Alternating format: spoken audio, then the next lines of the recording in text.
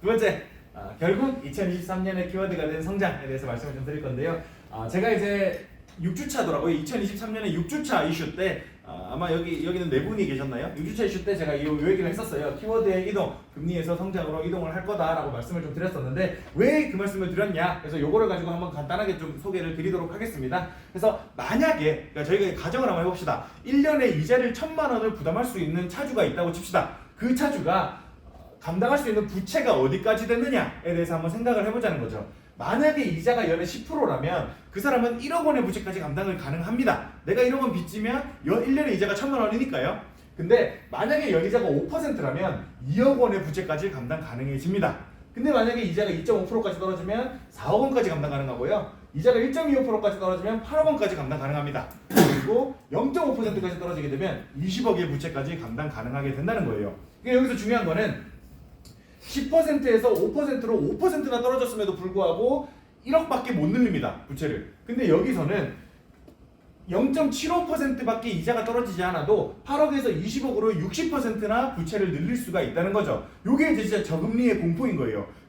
저금리 시기가 오면 조금만 떨어져도 엄청나게 많은 빚을 늘릴 수가 있습니다. 레버리지를. 근데 문제는 이게 거꾸로 되면 또 이게 더 무서워진다는 거죠. 그러니까 저금리는 떨어졌을 때, 그러니까 우리가 2020년, 2021년 요 시기에 다들 미친 듯이 부동산을 살 수 있었던 이유가 뭐냐면 그 사람들은 다 2%대 이자로 집을 살 수 있었으니까 그랬던 거죠. 이자가 2%니까 2억, 3억을 빌려도 그렇게 비싸지가 않은 거예요. 그래서 이 정도면 살만하지, 거저지 라고 열심히 집을 샀습니다.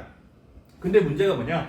2%에서 4%가 되는 거는 매우 많이 올라가는 거라는 거예요. 그러니까 이자만 2배가 되는 거니까. 근데 여기서 문제는 그러니까 5%에서 10%가 되는 그러니까 고금리 상태에서 금리가 25bp, 50bp 올라가는 거는 크게 문제가 안 됩니다. 근데 문제는 우리나라도 그렇잖아요. 0.5에서 0.75로 올렸을 때 1%로 올렸을 때 엄청난 충격이 올 수밖에 없었습니다. 왜냐면 레버리지가 너무 많이 늘어나 있었으니까요. 그리고 미국도 마찬가지죠. 미국도 이제 제로 금리였잖아요. 아예 0.0에서 0.25%까지 금리를 낮췄었습니다.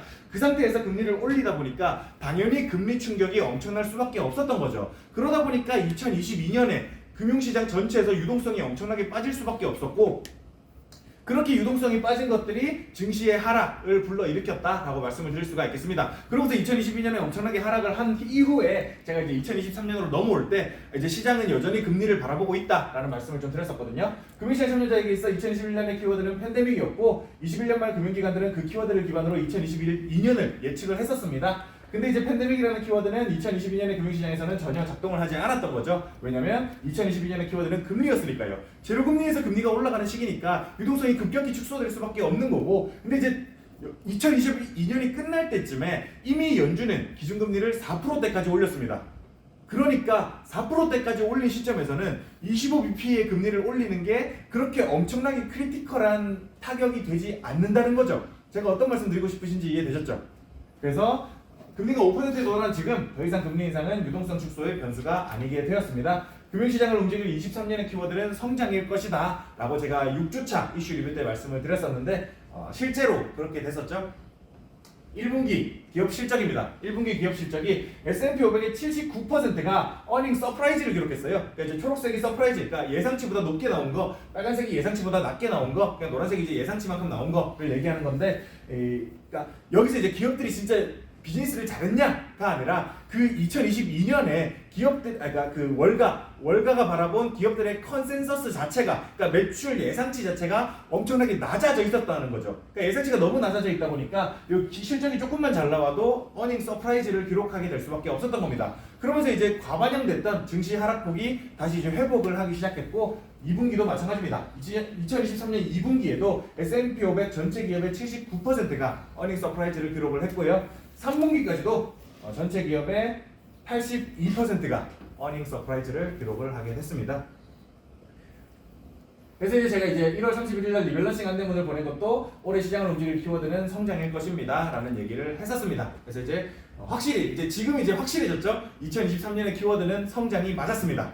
근데 이제 중요한 포인트예요. 2024년의 키워드가 뭐가 될까에 대해서 우리는 한번 생각을 이제 해봐야 된다는 거죠. 근데 이제 아까 이제 실적 전망치에서도 얘기를 했지만 기업들은 1분기, 2분기, 3분기에 어닝 서프라이즈를 기록한 것들을 보면서 그러니까 월가 투자자들은 그 다음에도 어닝 서프라이즈를 기록하겠구나라고 되게 많이 기대를 하고 있습니다. 지금 주가만 봐도 다들 아실 거라고 생각을 하는데요. 그 기대치가 끝도 없이 높아지고 있어가지고 정말 진짜 4분기 실적이 엄청날 거다라고 기대를 매우 크게 하고 있는데요. 그 와중에 이 연준이 금리를 떨어뜨릴 거다라는 기대까지도 함께 하고 있습니다. 보시면 이게 연준은 매 분기마다 3월, 6월, 9월, 12월마다 이코노믹 프로젝션이라는 걸 통해 가지고 앞으로 경제가 어떨 것 같아요 라고 이제 연준 위원들이 자신들의 생각을 얘기하는 경제 전망 요약이라는 거를 발표를 합니다. 이번 12월 FOMC 회의 때도 마찬가지로 그 경제 전망을 발표를 했고요. 그러니까 그 요약표가 한 10몇 페이지 정도 돼요. 그러니까 홈페이지 FOMC가 그 페더럴 리저브 홈페이지 들어가시면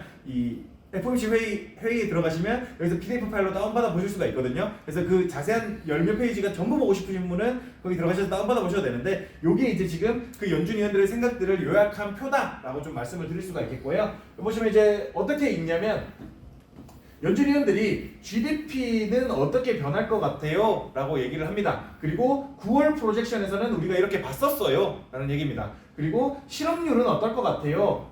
마찬가지로 9월 프로젝션에서는 어땠습니다. 그리고 PCE 물가는 어떨 것 같아요? 마찬가지로 9월 프로젝션에서는 우리가 이렇게 봤습니다. 그리고 앞으로 코어 PCE 물가는 근원 PCE 물가는 어떨 것 같아요? 그리고 9월달에 이렇게 봤습니다. 그래서 이제 결론적으로 우리는 금리를 이렇게 하고 싶습니다. 9월달에는 이렇게 생각을 했지만요 라고 해석을 할 수 있고 이제 2023년, 24년, 25년, 26년에 이렇게 될 것 같다 라고 이제 추측을 하는 거죠. 그리고 이제 여기 메디안은 딱 중앙값입니다. 그러니까 연준 위원들은 각각의 생각이 또 다를 거니까 쭉 이제 전체를 봤을 때 메디안이 이제 가운데 있는 거라고 볼 수 있겠고 센트럴 텐던시는 전체 범위 중에서 그래도 좀 주요한 사람들이 많이 몰려 있는 범위 요 정도가 이제 센트럴 텐던시라고 얘기할 수 있겠고 요 레인지가 전체 범위다라고 말씀을 드릴 수가 있겠습니다. 그래서 이제 주로 이제 메디안을 가지고 얘기를 많이 하게 되는데요.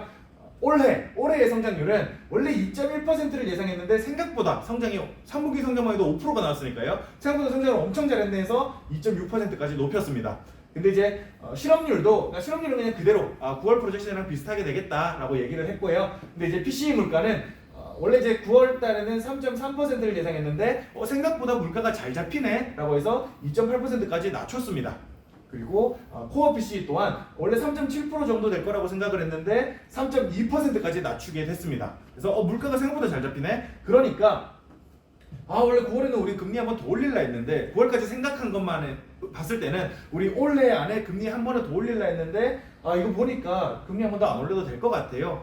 그러는 와중에 내년에 성장은 조금 이제 9월 예상보다 조금 딸리고 실업률 그대로긴 한데 물가가 좀 더 낮아지니까 우리 굳이 이 금리 유지 안 해도 되겠다. 그래서 원래 같으면 5.1%까지만 낮추려고 했는데 요거를 4.6%까지 낮춰도 되겠다라고 얘기를 합니다. 사실 애초에 시장의 기대 자체도 연준이 금리를 낮추겠거니 하는 기대는 있었거든요. 그러는 와중에 연준이 또 이제 여기서 이제 사탕을 물어준 거죠. 그러니까 뭐 금리 인하 한 번이 사탕 하나라고 말씀을 좀 드려보겠습니다. 원래 시장은 연준이 사탕 4개쯤 주겠지라고 생각을 하고 있었어요. 그러니까 내년에 금리는 4번은 낮추겠지라고 생각을 하고 있는 와중에 연준이 여기서 지금 보니까 3번은 낮춰야 될 것 같아요. 그러니까 사탕 3개 줄게요 라고 얘기를 한 거예요. 그러니까 이제 여기서 웃긴 거는 시장은 그럼 6번 주겠네 라고 기대를 합니다. 그러니까 지금 웃긴 거죠. 진짜 웃긴 거죠. 그러니까 연준이 그 기대에 부응해 주니까 더 많은 기대를 하고 있다는 거예요. 그래서 이제 요게 이제 연준의 생각들을 그 금리가 어떻게 됐으면 좋겠다라는 생각들을 위원 하나당 점 하나로 찍은 거거든요. 그래서 이제 올해 금리는 5.25에서 5.5로 마무리가 됐습니다. 근데 이제 내년에는 이렇게 연준 위원들의 생각이 이렇다라고 말씀드릴 수가 있겠고 여기 이제 9월 프로젝션이었습니다. 9월 프로젝션. 그러니까 9월 프로젝션에서 이렇게 됐던 게 원래 여기 주로 이제 5에서 5.25 여기 좀 제일 많이 모여 있었는데 이제는 확실히 이쪽으로 내려오게 된 거죠. 그리고 내후년도 되게 퍼져 있었던 거에 비해서 조금 이제 몰려들었다의 느낌을 좀 볼 수가 있겠습니다. 그래서 연준이 전반적으로 약간 비둘기파적이다라고 얘기하죠. 완화적인 이야기들을 많이 하게 됐습니다. 그러다 보니까 이제 시장은 더 많이 낮추겠네. 그래서 그러니까 이걸 보시면 요거는 이제 페드워치라는 사이트에 들어가시면 보실 수 있는 거거든요. 그래서 Target Rate Probabilities for 2024년 12월 18일에 이 정책 금리가 어떻게 될 것인가 그 가능성에 대해서 시장 참여자들이 예측하는 거예요. 그러니까 요거는 시장이 어떻게 연준의 금리 향방을 프라이싱 하는가 라고 얘기를 좀 할 수가 있겠습니다. 근데 이제 중요한 거는 연준은 내년 말이 됐을 때 그래봐야 우리 4.6까지만 낮출 거예요 라고 얘기를 하고 있는데 시장은 12월 18일 FOMC 회의에서 3.75에서 4%까지 낮출 거라고 얘기를 하고 있습니다. 그러니까 연준이 얘기한 것보다는 한 75bp, 100bp는 더 낮출 거다라고 기대를 하고 있는 거죠. 그러는 와중에 제가 이걸 월요일에 캡처를 했는데 잠깐 여기가 더 높아졌던 적도 있습니다. 여기가 그러니까 175bp를 낮추겠구나라고 기대를 하는 거죠. 근데 요만큼 낮추려면 서브프라임 모기지가 일어나거나 아니면 9.11 테러가 나거나 이런 상황에서 이렇게까지 낮아질 수가 있다는 점인 거죠. 그러니까 시장이 너무나도 과도한 기대를 하고 있다는 점. 그리고 이제 연준은 경제 데이터에 있어서 가장 빠릅니다. 그러니까 출처 그것만 하는 기관이니까요. 경제 데이터에 있어서 가장 빠른 기관이 지난 9월까지 엄청 매파적인 스탠스를 취하다가 갑자기 이렇게 비둘기파적인 모습을 보인 거에 대해서 왜 그랬을까? 라는 생각을 해볼 시점이 아닌가라는 개인적인 생각을 좀 하고 있습니다. 그러는 와중에 요 일본은행도 최근에는 이제 일본은행의 그 긴축 스탠스가 어떻게 되느냐, 이 통화 스탠스가 어떻게 되느냐가 되게 중요한 이슈가 됐었거든요. 왜 그러냐면 일본은 계속해서 완화적인 통화 정책을 펼치고 있고 그런 완화적인 통화 정책에 힘입어 가지고 이 엔캐리 트레이드라고 하죠. 그런 것들의 자금이 되게 많이 커져 있는 상태입니다. 엔캐리 트레이드가 뭐냐면 일본의 기준금리가 되게 싸고 채권도 되게 싸니까 일본에서 돈을 빌려가지고 그걸로 다른 나라에 투자를 하면 돈이 많이 되겠지라고 하는 거죠. 근데 이제 문제가 뭐냐? 일본에서 빌린 돈이 이자가 높아지게 된다면 일본에서 빌린 돈이 손실을 볼 수 있고 급격히 엔캐리 트레이드가 청산될 가능성이 존재를 한다는 겁니다. 그러니까 일본 은행이 갑작스럽게 긴축 기조로 돌아서게 되면요. 그러다 보니까 요 일본 은행이 긴축을 하느냐 마느냐 또 이제 되게 중요하게 시장에서 바라보는 시점인데 근데 이제 일본은 기준금리가 마이너스 0.1%로 계속 고정되어 있습니다. 그러는 와중에 시장도 사실 기대를 되게 많이 했어요. 작년 12월에 원래 이제 0.25%였던 이 10년물 채권의 YCC 범위를 0.5%로 확대를 했었거든요. 그게 작년 12월입니다. 그리고 미리 언질도 안 줬어요. 그냥 갑작스럽게 그렇게 얘기를 했었어요. 그러고서 이제 올해 중에 이제 1%까지 늘어났었는데 요 1%의 범위가 더 확대되거나 아니면 진짜 기준금리를 올리는 거 아니야? 라는 생각까지도 시장에서 많이 예측이 나오고 있었습니다. 그리고 이 우에다 총재, 지금 일본은행의 총재인데요. 우에다 총재조차도 내년에는 진짜 엄청난 변화를 맞이하게 될 것 같다라는 언질도 되게 많이 줬었습니다. 근데 이제 재밌는 게 막상 이거 통화정책 회의를 까보니까 아무런 변화가 없었다는 거예요. 그 전이랑 똑같았습니다. 11월 통화정책 회의랑 똑같았습니다. 그러니까 이게 재밌는 거예요. 그러니까 일본 사람들이 되게 웃깁니다. 이 진짜 좀 변태 같은데 우리나라도 좀 그게 있잖아요. 그러니까 본심이랑 이 말하는 거는 좀 다르잖아요. 좀 돌려서 말하는 게 좀 있잖아요. 그러니까 일본은 그게 더 심합니다. 그래서 그런 용어까지도 있을 정도예요. 혼내랑 다테마에라고 얘기를 하는데 혼내가 이제 나의 본심 그리고 다테마에가 이제 앞에서 얘기하는 거라고 얘기를 하는데 이 진짜 얼마나 걔네가 그게 심각하냐면 2차 세계대전 당시에 지들도 항복을 하고 싶은데 이 항복을 한다고 말할 수가 없어가지고 혼내 그 본심을 숨겨야 되니까 정치인들이 그래서 항복을 하는 요구 조건에 대해서 이런저런 뭐 이렇게 말이 길어진 거예요. 말이 길어지다 보니까 미국에서 얘네 일본을 이해를 못하니까 야 얘네 행복할 생각 없나 보다 그냥 핵 떨구자 하고서 떨군 게 핵이에요. 진짜 히로시마랑 나가사키에 팬민이랑 리드버를 떨구니까 바로 무조건 항복했습니다. 그러니까 이 일본이 이 정도로 진짜 좀 그 혼내랑 다테마에가 되게 정치에서 있어서도 이런 금융에 있어서도 되게 중요한 역할을 하고 있다라고 말씀을 드릴 수가 있는데요.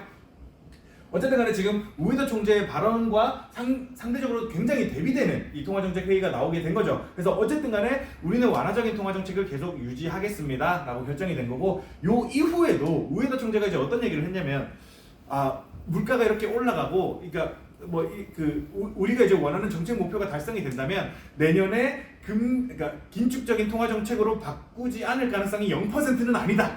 이런 식으로 되게 또 돌려서 말하고 있어요. 0%는 아니다 라고 얘기를 하면서 되게 어렵게 얘기를 많이 하고 있습니다. 어쨌든 간에 지금 일본의 상황은 그러니까 언제 긴축을 해도 시작해도 이상하지는 않을 상황이다 라고 말씀을 드릴 수가 있겠고 그게 만약에 긴축을 시작하게 된다면 이 엔캐리 트레이드의 청산으로 인해서 유동성이 축소될 가능성에 대해서는 어느 정도 염두를 해둬야 될 것 같습니다. 그래서 정리를 좀 드리자면요. 2023년 6주차 시장 이슈 리뷰에서 올해의 키워드는 성장이 될 것이라고 예측을 했었습니다. 22년 금리 인상 이슈로 시장의 실적 전망이 하향되었던 덕분에 대체로 전망을 상회하게 됐고요. 그러자 금융시장도 시장 전망을 반영하기 시작했고 올해 내내 주식시장도 상승을 할 수가 있었던 거죠. 연말 연초부터 위험자산의 비중을 늘린 덕분에 올해 투자 성과 또한 좋은 수익을 기록할 수가 있었습니다. 연준은 불과 9월까지 보이던 매파적 태도를 급격히 선회하여 비둘기파적 태도를 보이는 중이고요. 시장은 환호했고 내년에 3번의 금리 인하 전도표를 보고서 이 시장은 6번 금리를 인하할 것이라고 프라이싱을 하고 있습니다. 심지어 중간에 한번 7번 금리 인하할 것이라고 프라이싱을 한 적도 있었어요. 갑자기 비둘기파가 된 연준에 대해서 의문을 한번 가져봐야 될 것 같고요. 그리고 그거에 대해서 지나치게 기대하는 시장에 대해서 의문을 한번 가져봐야 될 시기인 것 같습니다. 그리고 저는 진심으로 좀 그냥 언제일지 모를 뿐 내년에 언젠가는 무조건 침체가 생기지 않을까라는 나름의 확신은 점점 생기게 되는 것 같아요. 연준이 이렇게 비둘기파적으로 돌변했다는 거에 대해서도 저는 나름의 이것도 힌트가 아닐까라는 개인적인 생각을 조금 가지고 있습니다.